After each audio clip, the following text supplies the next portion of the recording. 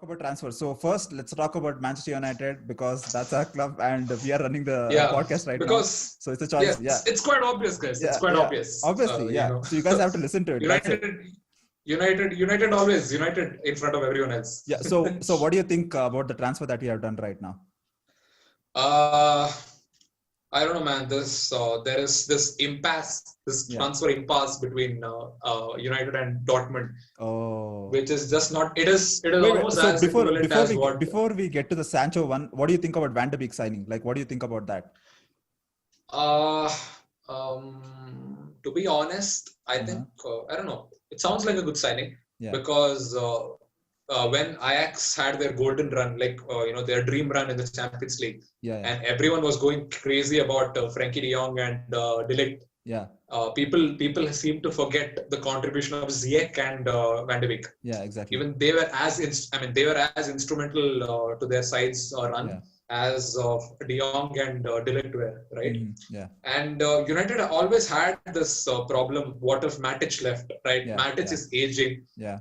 His physical ability is waning down, and although he's great at interceptions and he has the vision and all that stuff, there needs to be a solid replacement, that can come for him. Yeah. So I don't see McTominay is a long-term option, but I don't see McTominay as technically sound as Matic is or someone like Van de Beek is. And Van de Beek is damn young as well. Yeah. So maybe, it should be a great signing. He's technically really sound. He's got the vision, and he seems to be a proper box-to-box midfielder. Yeah.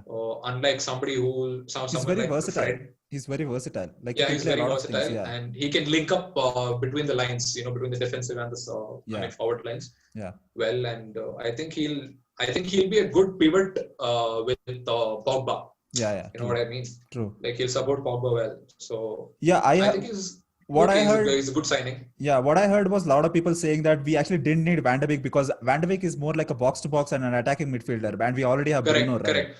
But we actually no Bruno. I don't think Bruno was a box-to-box midfielder when he was at Sporting. Yeah. Right, like he was a deep line midfielder, but here he's been given that freedom, like to run around the focal attacking point. To become like a false line. It is around. Correct. Yeah. I don't think he's a false nine. I think he's like a proper number 10. But he sometimes makes that runs, when you're breaking out and all that. Correct. Yeah. And it's almost like the entire attacking. For example, if there is an attacking run that is triggered, it is because of Bruno, right? Bruno, yeah. Because he's like the focal point that instigates any attack. Yeah. So I don't think will drop back or he'll come back deeper. No. So I think that role, that there you have to have a holding midfielder, which I think Van de Beek can help fill that gap. Yeah. So Van de Beek and the one more midfielder, which most probably will be Matic and McTominay. Yeah, but I don't really Fred think can that. Link up with but I don't really think that Van de Beek can play as a defensive midfielder. But what I think that a lot of people miss because of the Van de Beek signing was like it actually puts a lot of depth into our bench. Because when you look at our bench is pretty pathetic. And like our bench is horrible. Because we even saw that with Sevilla. Like the reason we lost was because Ole didn't make any substitutions because he didn't have the trust of the bench. Like he knew that anyone from the bench will not make an impact. He is substituting at the way end of the match. Yeah, because he doesn't have the confidence from the bench to know that they'll come on and they'll make a difference in the game. So I feel like Van de Beek will bring the depth into the bench and make the team a lot more full. You can't bring in players like Pereira and all. Oh, and don't forget about Lingardinho. Like he's the best in the world. Best in the world. I mean, Mata is better than Lingardinho, man. Exactly. Mata, who's almost 45 years old now. Yeah. Is working. So before going to Sancho, okay, right now we are actually being linked to 3 players, okay. So we are actually looking at Thiago Alcantara, Liverpool, and we are also looking at him. I think he'll sign up. He'll sign with Liverpool, man. I don't see him coming to United because there is no incentive for him to sign with United. United have been absolute shit for the last 7 years. Yeah. And whereas exactly opposite, you look at Liverpool. I don't even understand why Liverpool needs to sign anything. Of course, they need to back up. They need to have backup players, and they need some creative influence. With Wijnaldum leaving now for Barca, Yeah. So Alcantara will be a great addition to Liverpool for somebody who's as attack minded as Liverpool is, Yeah. and Alcantara fits them perfectly. Yeah. So I don't see a reason why he would come to United. Yeah, and that's what I think too. Like if Gini Wijnaldum leaves Liverpool, I think Thiago is going to Liverpool for sure because they'll get the funds to pay the buy-in as well. So for sure. And okay, so the other two players are the two left backs. One is from Real Madrid, Reguilon, and the other one is Alex Telles from Sporting. No, not Sporting. I think he's from. I think he's from Sporting. I don't know. No, it's from Porto. Yeah. Porto, yeah. Yeah. So, okay, so then I know about Sergio Reguilon. Yeah. I'm not very well informed on what is the scene with Telles. So Alex Telles is a 27-year-old left back playing at Porto. Okay, and how much are Porto asking for him? 22 million or something like that. Then I think Reguilon will be a better bet because Reguilon is 23 years old. Yeah. He is arguably known as one of the best left backs in Europe at least. Yeah. Because his performance was incredible for Sevilla. Yeah. Right? One of the most young left backs. Yeah. Yeah. Insanely fast. He's extremely quick, and he has so much stamina and energy. Like fucker, he keeps running. He keeps running on the flanks. He was an extremely hardworking player. Yeah. Very good player. And we saw him play in Sevilla, right? With Sevilla when we played against Sevilla. Yeah. He was brilliant against United as well. He actually had an assist. Yeah. Correct. Yeah. Did he? Yeah, he had an assist. Yeah, for the the first goal was assisted by him. Assisted, First goal was so he had Suso scored. Yeah, correct. Yeah. So, but the thing is, but the screw up is, Real Madrid wants to initiate a buyback clause. Yeah. So that's why, for example, we don't want that. Yeah. But actually, Reguilon is open to coming to United. He is happy to come to United. A lot of people have said that the deal is already done because he started following a lot of United players. Like he has already started following Rashford, Martial, and all those people right now. So a lot of people think that once he comes back from his international duty, we're gonna sign him. And also so that's what's going on with the other signing. You're gonna say something.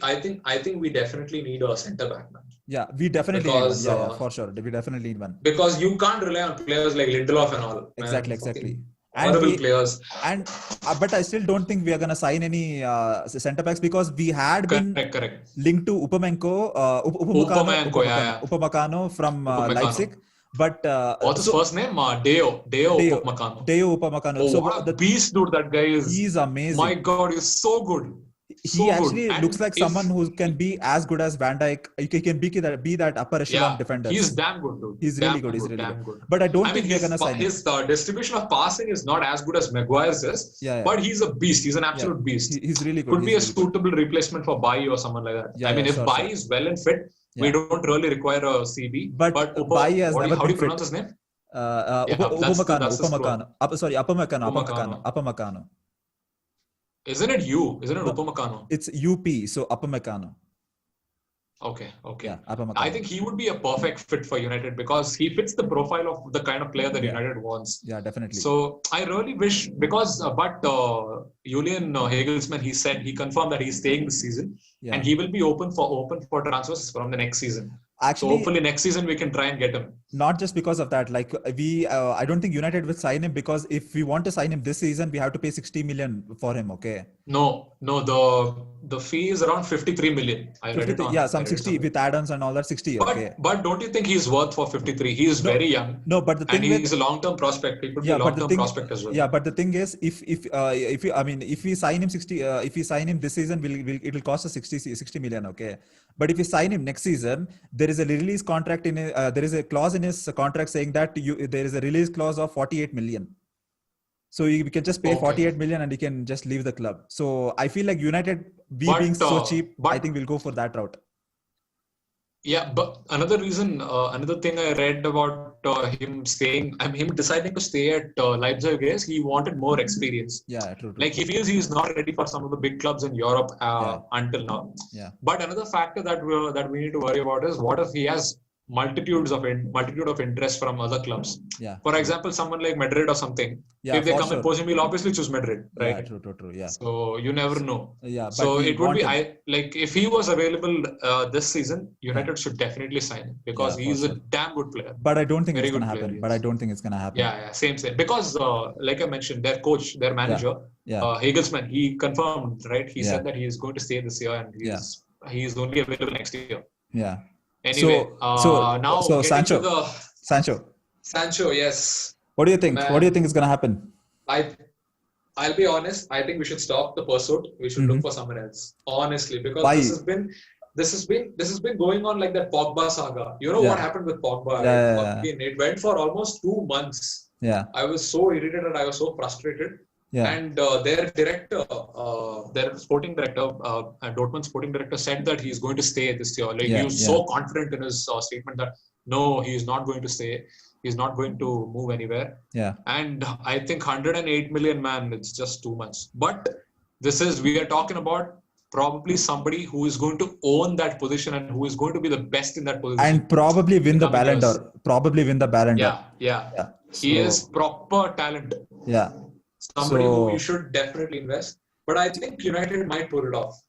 No, actually, know, right? so right now, so when it comes to transfer, I only listen to one guy and his name is Fabrizio Romano. So a lot of people who follow football might know this guy called as Fabrizio Romano. So when it comes to transfer, he's the most reliable source. He's the bap of transfer. Like every single news outlet like get confirmation from him. This guy. Okay, so this guy doesn't sleep. He's practically a zombie trying to get information across to the people.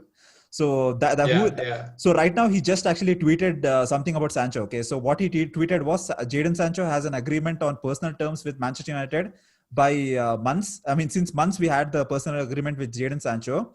So that was never the problem. Okay, he actually would love to join Manchester United. So it's just up to the club to pay 120 million euros to the Dortmund right now. So that's the only thing that is an obstacle right now. So that is we have to pay 120 million to Dortmund because the personal terms are all agreed, and it has been agreed since the beginning of the transfer window and even before that. So the only thing is we have to pay, and we have to. So even Dortmund has said the same thing. Like we will accept the bid, but the problem is United still haven't submitted a bid to us, so that we can't even start talking. So they have to submit a bid. So United have not made even one bid. One bid. That's kind of surprising. Yeah, but the thing with United is United actually don't do what other clubs do. Like we don't bid and then we try to negotiate and all that. So what we do is we send in a one-time bid, so that one-time bid is done. Like we look at what happened with Donny van de Beek. Like we put in a bid of 35 million or something euros, and then that's what I thought that was accepted, and that's it done because we already negotiated what the bid is gonna be. So that's what United does. Like you just want to be one-time bid, so that they don't want to be in any negotiation. The United board, right, which is headed by what's his name, Woodward. Yeah. I feel like they're such poor negotiators. Exactly. Right? Yeah. Like they don't even have backup. In the past, they've never had backup options and all of this stuff. Yeah. So I don't know who is if suppose God forbid we pull the plug on the Sancho deal. Yeah. Who is our next best option? Douglas Costa. Fuck Douglas Costa. That guy is almost 40 years old now. Yeah, exactly. I don't think that is going to happen. Willian was also linked at one point. Willian joined with Arsenal for free. So we had, guess what? We had another fantastic option to sign. And guess who that player was? Kai Havertz.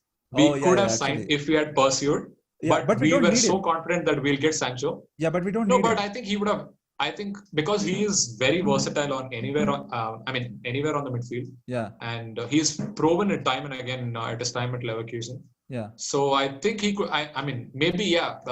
Because we specifically need somebody who's creative on the right line. Yeah. So we need that special. Havertz is primarily somebody who plays like a 10, number 10, proper 10. Yeah, attacking midfielder. Yeah, correct. Yeah. But don't you think Havertz would have been a suitable option? No, but I don't think suitable alternative at least. No. But because even if he wanted to play him on the right wing, his design position is attacking midfielder. So we already have Bruno. So that would have been like if Sancho was available and Kai Havertz was available. Obviously, the only player we need to look at is Jadon Sancho because he's a specialized right winger who could provide assist and goals for the entire team. So I think we should go and for that's the Sancho. thing. So United makes their interest in in the players that they want so evident that clubs automatically hike the amount. Yeah, true. They know that United will definitely end up buying this player, so they end up charging 30 to 40% higher, right? Yeah. So that's how, I mean, that's all. That all comes boils down to the fact that how will you negotiate? Look at someone like Chelsea. Look at the players they bought and for the amount. And also, we don't have director of football, which is still baffling. Biggest we are the only problem. club we don't have a director of football in the Premier League right now. Biggest problem. It's like the board wants to maintain the control. They want to maintain the control when it comes to money and transfer. So that's why, like, I'm actually optimistic we will land Sancho, because actually Ole is trying to get into the negotiation. Like, Van de Beek actually signed with United because Ole actually called him up and said that, come to United because of this. And also because of Edwin van der Sar. Yeah, he's the director of football. Yeah, I think he's the chairman or something. I think is he the director? He's the sporting director. He's the sporting director. Ajax is sporting director. Yeah, and at one time he was supposed to. I mean, he was started to be our sporting director. Yeah. So another candidate who is who most of the football fans say is going to be United sporting director is Ferdinand. Yeah. I don't know if it is happening. I don't know. But, for it's sure. been in the news. Yeah, but so finally, I hope that we sign Sancho at least by the end of this. Yeah, man. By end of this month. Yeah.